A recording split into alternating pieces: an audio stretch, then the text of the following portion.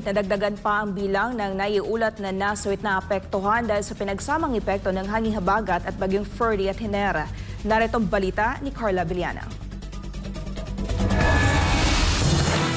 Umakyat na ngayon sa 10 katao ang naiulat na nasawi dahil sa pananalasa ng hanging habagat at bagyong Ferdy at Henera sa bansa. Ayon sa report ng NDRRMC, nagmula ang mga ito sa Region 6, 9 at BARM, ngunit isa sa ilalim pa ang mga ito sa validation. Bukod naman sa nasawi, mayroon ding 11 nasugatan at 2 nawawala.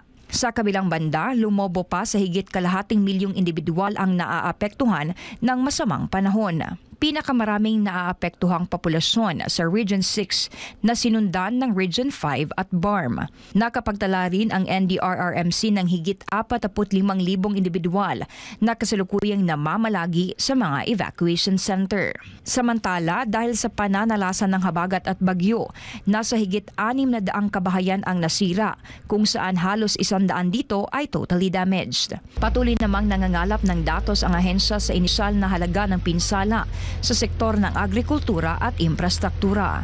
Sa ngayon, tuloy-tuloy ang pamamahagi ng tulong ng iba't ibang ahensya ng pamahalaan sa mga residenteng naaapektuhan ng pananalasa ng sama ng panahon.